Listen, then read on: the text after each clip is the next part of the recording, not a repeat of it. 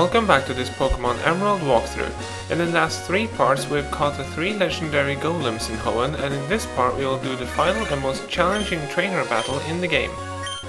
The trainer we are going to challenge is Steven Stone. The former champion of Hoenn is still a formidable opponent, and in Emerald he is even stronger than Wallace.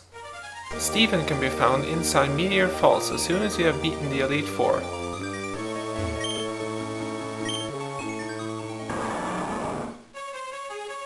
Start by going up the waterfall and through the doorway to the next room.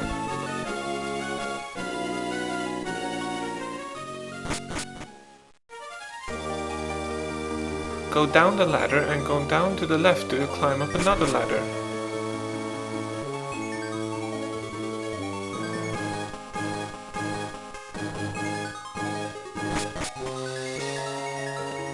When you arrive at the ledge where you found Team 23 Irontail, you'll notice a doorway which wasn't there before. Head inside where you will find Steven at the back of the cave. Steven's Pokémon are between level 75 and 78. Your team will need to be at least at level 55, and even then you are not guaranteed an easy fight. Steven likes to use steel and rock types, so fighting fire and water types are good types to use against him.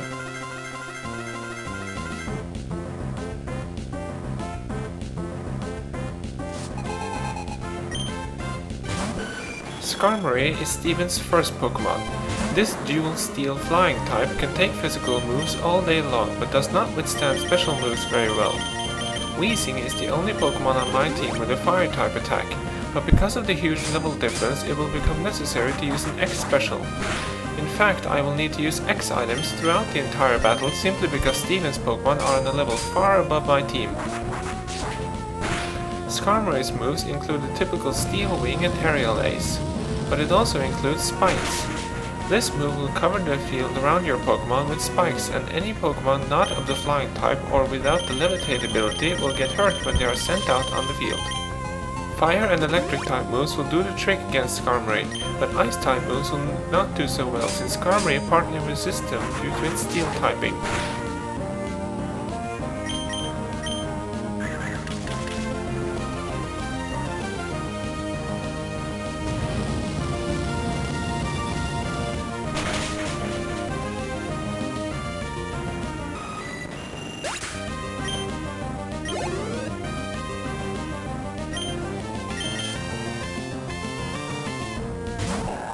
Claydol is up next, and I'm keeping Wheezing on the field.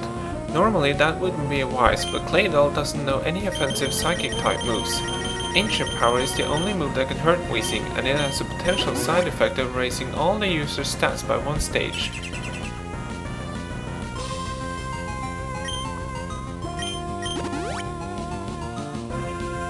Claydol will happily use both Reflect and Light Screen, so your fight against it can be either very short or very long. You will need a tough Pokémon that can last on the field for as long as possible until you get a chance to attack. Remember that Reflect and Light Screen lasts for 5 turns.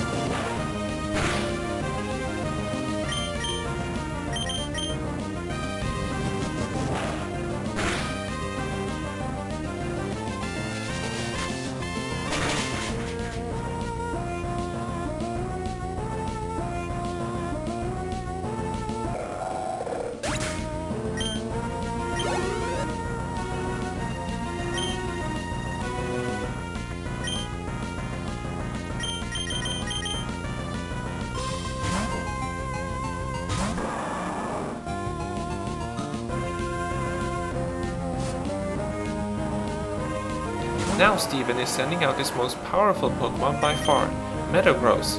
This dual steel psychic type is not to be taken lightly. Its ability Clear Body will prevent any stat reductions, and its moveset will tear through your team if you're not prepared. Swampert is the only Pokémon on my team that is even remotely capable of handling Metagross.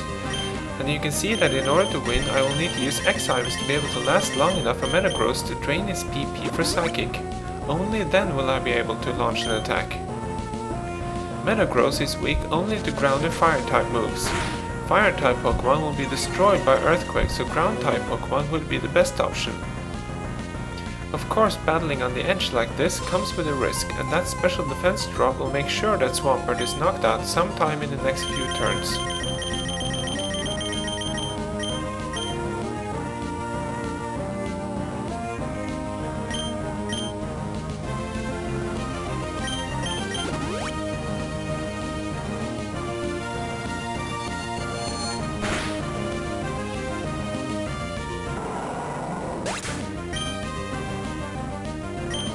Luckily, I still have a few max revives left, and Swallow is not going to do much else in this battle, so unfortunately it will need to be sacrificed so that Swampert can be revived.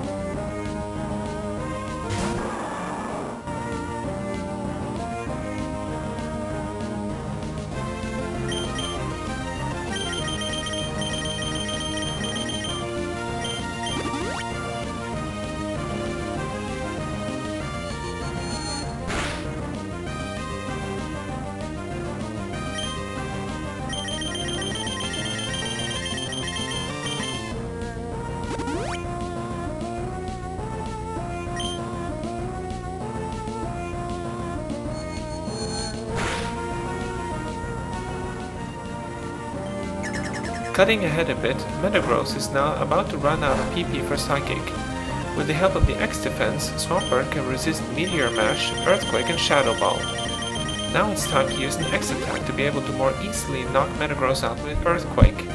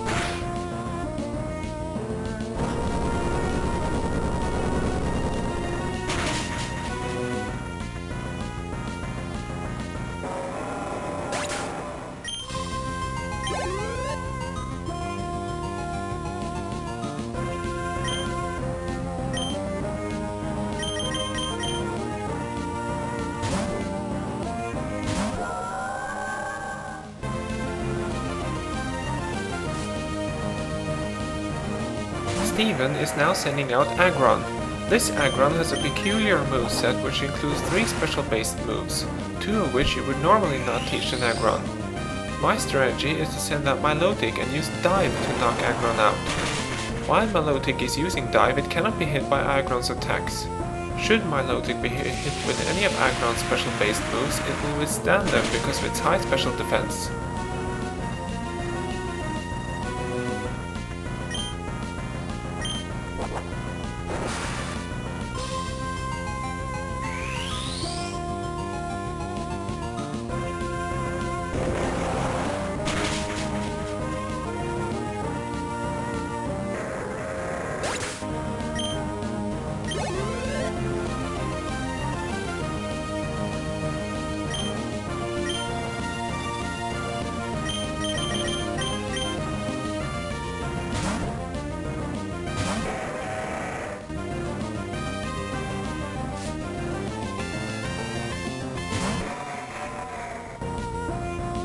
Cradily is not a very offensive Pokémon. It is meant to stall and to prevent you from putting damage on it through its moves Ingrain and Giga Drain.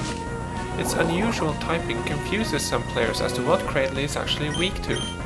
It's weak to fighting, bug, steel and ice type moves. My Aggron is therefore a natural choice against Cradily. Once again I will need to stall in order for Cradily to use up all of the PP for Giga Drain. I can then be able to hit it with Iron Tail.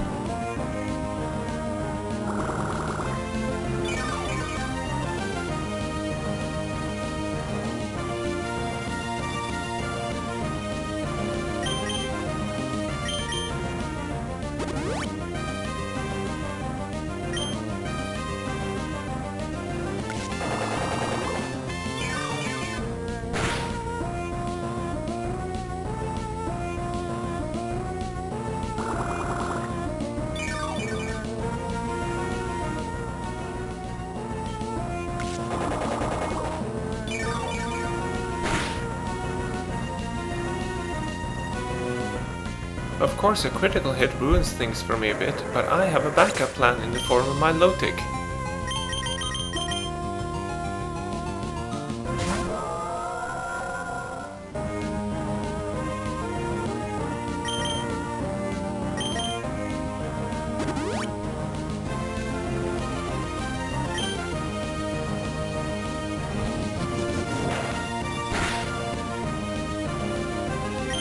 The plan is to use Toxic to poison Cradily while I revive Aggron.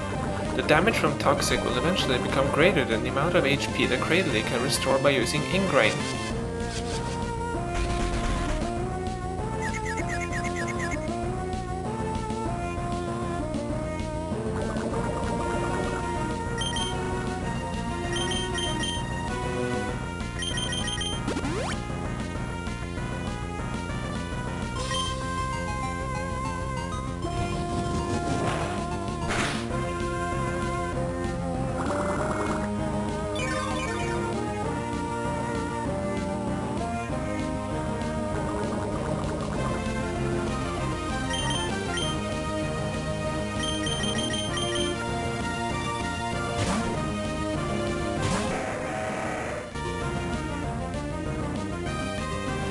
Cradily has by now used up all of its PP for Giga Drain.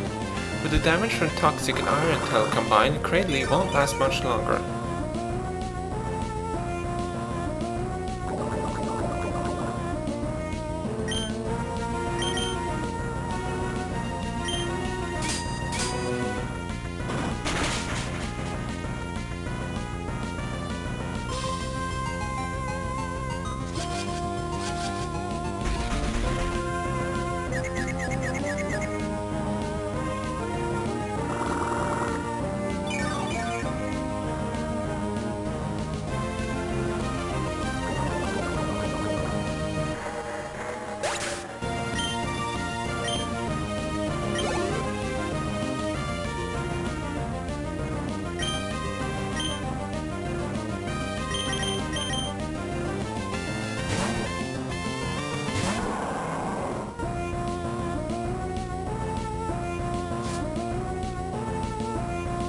Steven's last Pokémon is Armaldo, a dual rock bug type. Fighting types will not be super effective here because of Armaldo's bug typing. Armaldo is weak to water type moves, and Swampert will therefore have the honor of finishing off this final battle of the walkthrough.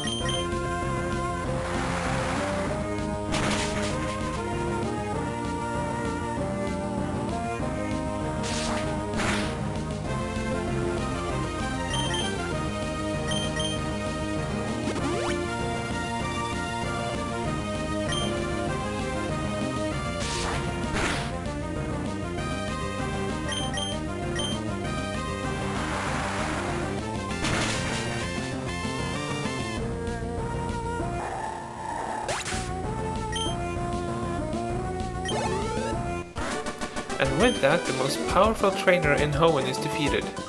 Should you be so unfortunate as to lose against Steven, there is no other solution than to train your team some more.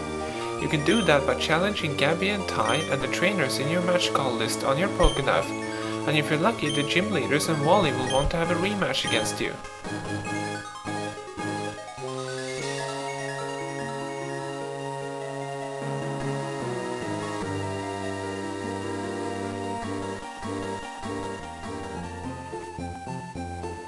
That concludes the Emerald walkthrough. We have explored all of Hoenn with the exception of a few places that you can only get to with an event item. We have beaten all of the trainers, all the gym leaders, the Elite Four and the champion. And we have caught all of the non-event legendary Pokémon. Unfortunately, I wasn't able to show you any of the rematches with the gym leaders. They will randomly challenge you through the match call function on the Pokénav, and the battles will be double battles. Their teams will evolve with each rematch, and they will include Pokémon from the Johto region. You can have a maximum of 4 rematches against each gym leader. I haven't shown you Trainer Hill on Route 111 either, because that facility is almost identical to the Trainer Tower in the Kanto region. Go to part 54 of the Leaf Green walkthrough to get a glimpse of what Trainer Hill is about. Thank you to everyone who has watched the Emerald walkthrough. If you still have any questions, you can send me a message or post a comment on whatever video your question pertains to.